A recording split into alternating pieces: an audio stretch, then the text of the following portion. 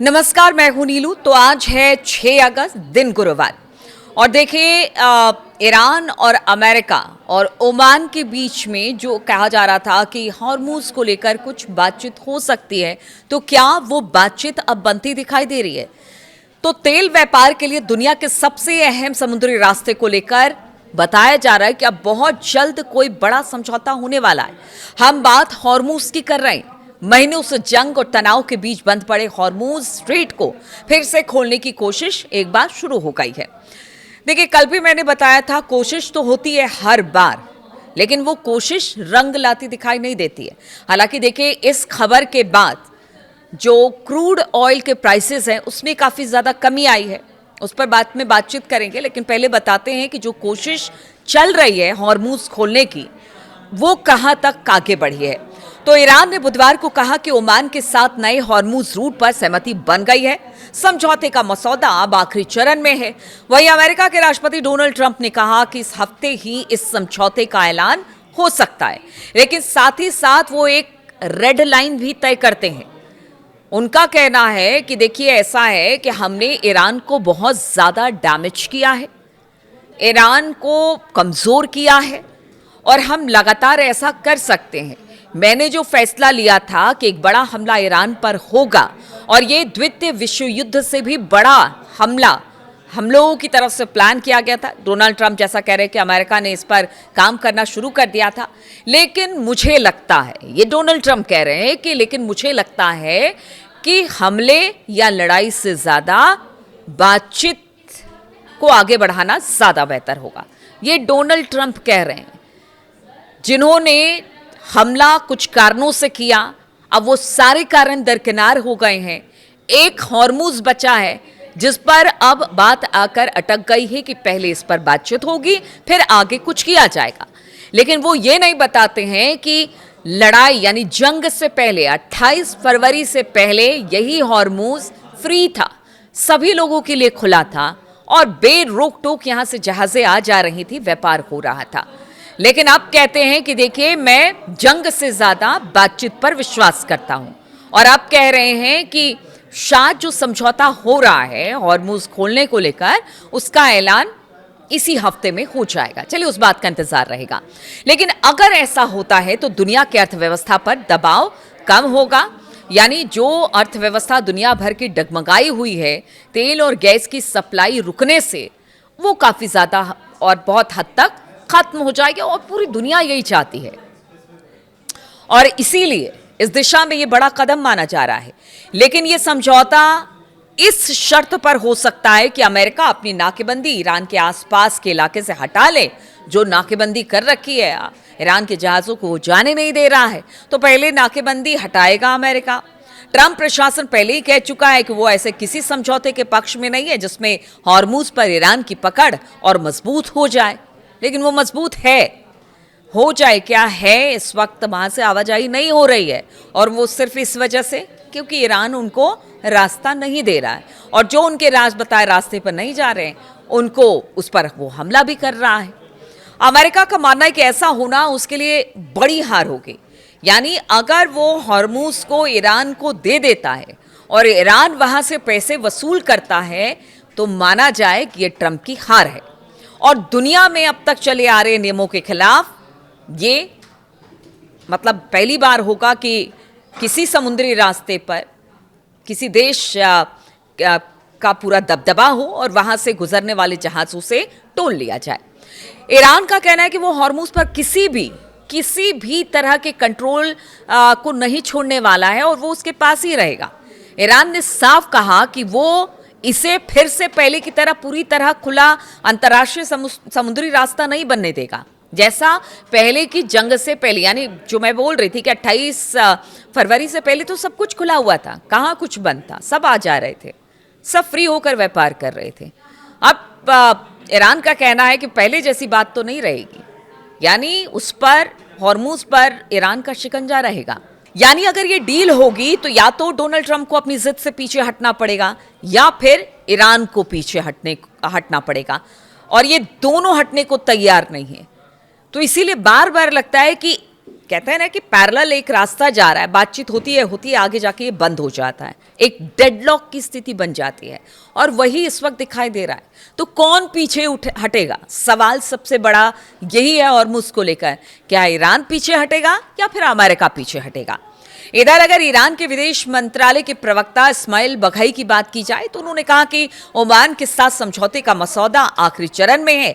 उन्होंने कहा कि अगर कुछ पक्ष इस प्रक्रिया में रुकावट नहीं डालते हैं, आप बघई का बयान सुने कि बातचीत अच्छी चल रही है, बातचीत आगे बढ़ेगी, समझौता अपने मतलब एक तरह से कह लीजिए कि डील आगे बढ़ रही है और शायद समझौता हो भी जाए, बशर्ते कि कोई इसमें रुकावट ना डाले।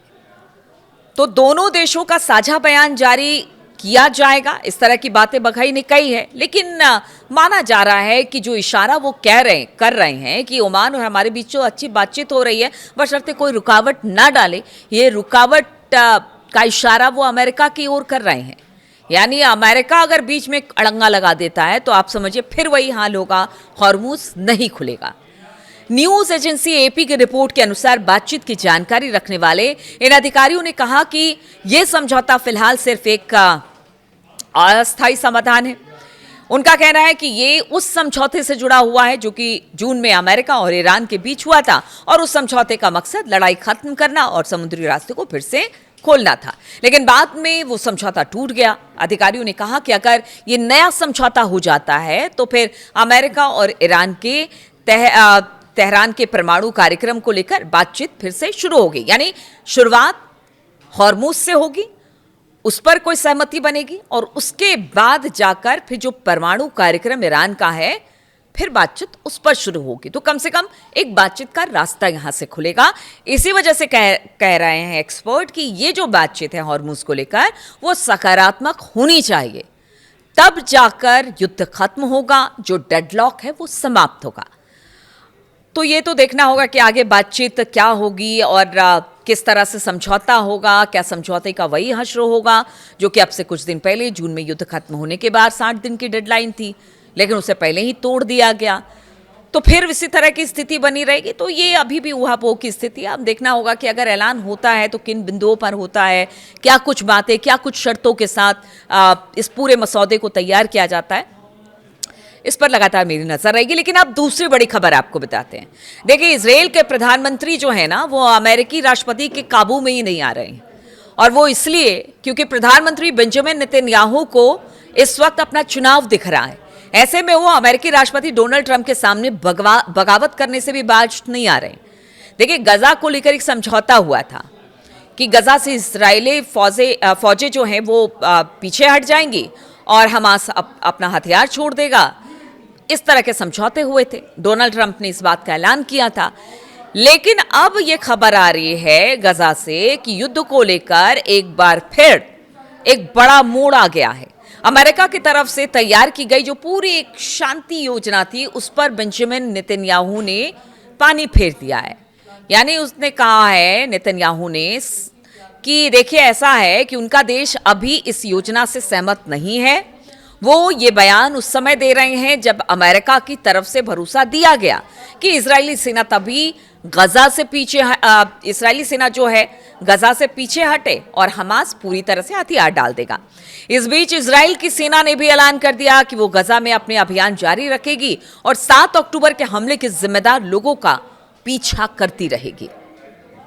यानी जो ट्रंप कह रहे हैं कि वहां पर जो एक पीस कमेटी बनाई गई थी, शांति समझौता हुआ था कि इजराइल पीछे हटेगा, हमास हथियार छोड़ेगा, उस सब पर अब नेतन्याहू और उनकी सेना ने, फौज ने विराम लगा दिया है। उनका कहना है कि वो लगातार पीछा करती रहेगी हमास का, जब तक वो पूरी तरह से हथियार नहीं छोड़ देते, सरेंडर नहीं कर देते, तब तक वो ऐसा करते रहेंगे। दूसरी तरफ हमास ने पिछले हफ्ते अमेरिकी राष्ट्रपति डोनाल्ड ट्रंप के बोर्ड ऑफ पीस की तरफ से जारी रोड मैप के प्रति कहा था कि ठीक है, हम इसको मानने को तैयार हैं और इस योजना में हमास के हथियार सौंपने और इजरायली सेना के गजा से हटने जैसी बातें शामिल थी, जिसको कि हमास मान रहा था।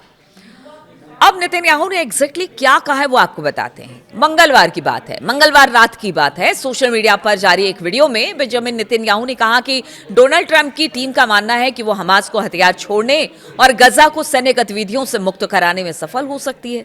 नेतन्याहू ने कहा कि हम इसकी जांच कर रहे हैं। उन्होंने हमें एक मसौदा भेजा था, हमने उसे मंजूरी नहीं दी, वो हमारा मसौदा नहीं है, हमने उस पर अपनी टिप्पणियां भेज दी है। इजराइल के आर्मी चीफ की बात की जाए तो उन्होंने क्या कहा वो भी बताते हैं। ये मंगलवार की बात है जब नेतन्याहू ने ये बात की, और कल यानी बुधवार की बताते हैं जो आर्मी चीफ है उनकी तरफ से क्या बयान आया। बुधवार को इजराइल के सेना प्रमुख ने कहा कि देश की सेना फिलिस्तीनी इलाके गजा में सक्रिय तरीके से काम करती रहेगी और वो पीछे नहीं हटेगी। यानी फौज ने भी, इजरायली फौज ने भी कह दिया कि वो पीछे नहीं हटेगी। उन्होंने कहा कि 7 अक्टूबर 2023 के हमले के जिम्मेदार लोगों का पीछा इजरायली फौजें जो हैं वो लगातार करती रहेंगी। सेना के बयान के मुताबिक गाजा में तैनात सैनिकों से मुलाकात के दौरान लेफ्टिनेंट जनरल अयाल जमीर ने कहा कि गजा पट्टी में हमने हमास पर बड़े हमले किए हैं, उसे काफी कमजोर किया है और सुरक्षा की स्थिति को पूरी तरह से बदल दिया है। अब ऐसे में उनका कहना है कि जब इतना डैमेज हमास को हमने कर दिया है, हमें थोड़ा और वक्त चाहिए, हम हमास को पूरी तरह से खत्म कर देंगे। वो क्या हथियार छोड़ेंगे, हम ही उनको खत्म कर देंगे। अब देखिए अभी पीस कमेटी का होगा क्या। ट्रंप तो बहुत जगह आप कहते हैं ना कि आप मतलब जबरदस्ती घुसने की कोशिश करते हैं, लेकिन हर जगह आपको पीछे कर दिया जाता है। ट्रंप के साथ भी वैसा ही हो रहा है। दुश्मन तो दुश्मन, दोस्त भी अब खिलाफ होते चले जा रहे हैं। और ट्रंप के अपने देश में ये हालत ये है, उनको भी चुनाव में उतरना है। ट्रंप अपने संसद में ही घिरे रहते हैं, अपोजिशन पार्टी लगातार उन पर हमले कर रही है। इसके बावजूद है कि ट्रंप मानने को तैयार नहीं है कि आखिर अगर उन्होंने ईरान पर हमला किया तो क्यों किया, जवाब भी सही तरीके से नहीं दे पा रहे हैं। इधर ना तो नेतन्याहू को समझा पा रहे हैं, तो ट्रंप के सामने बड़ी मुसीबत सामने आ गई है। इधर नेतन्याहू भी कहते हैं ना कि अपने लोगों के सामने हीरो बनने की कोशिश कर रहे हैं। उनका कहना है, क्योंकि उनके देश में भी ये, इजराइल में भी ये कहा गया कि आपने बदला तो हमास से लिया नहीं, अभी भी हमास हमले कर ही रहा है बीच बीच में। तो फिर कहाँ वो जो अक्टूबर में हमला हुआ था इजराइल पर, उसका तो ना बदला ले पाए, ना वहाँ पर हमास को ख़त्म कर पाए, और अब डोनाल्ड ट्रंप की बात अलग से सुन रहे हैं। तो बहुत सारी ऐसी बातें हैं जिसको लेकर हर जगह कॉन्फ्लिक्ट एक तरह से दिखाई दे रहा है, चाहे वो नेतन्याहू या फिर ट्रंप के बीच में हो या ईरान और अमेरिका के बीच में हो। बातचीत बातचीत बातचीत, उसके बाद फिर से युद्ध, यानी कि स्थिति अभी भी डवाडोल है यहाँ पर। कुल मिलाकर यही कहा जाए, सब चाहते हैं कि बातचीत हॉर्मूज को लेकर सकारात्मक हो, कुछ बीच का रास्ता निकले, ताकि यहाँ पर जो वैश्विक संकट खड़ा हो गया है इस ईरान और अमेरिका वॉर के बाद, वो खत्म हो जाए। इधर नेतन्याहू जो कि कहते हैं ना कि एक ग्रेटर इजराइल बनाने की तरफ आगे बढ़ रहे हैं, उन पर भी कहीं ना कहीं अंकुश लगाने की जरूरत है, क्योंकि गजा तो पूरी तरह से समाप्त हो गया है। ये सब मानते, बोलते भले भी नहीं है। तो इस तरह की स्थिति बनी हुई है। तो अब देखना होगा बातचीत का क्या हश्र होता है, किस तरह का ऐलान होता है, किस तरह के समझौते होते हैं, और क्या इससे फायदा होगा, हॉर्मूज खुलेगा। सवाल सबके मन में यही है। बहुत बहुत शुक्रिया मेरे साथ इस वीडियो में शामिल होने के लिए। आपके कमेंट्स का इंतजार रहता है, आपके कमेंट्स को मैं पढ़ती हूँ और आपके विचार भी जानती हूँ। तो प्लीज़ कमेंट करते रहिए और वीडियो देखते रहिए।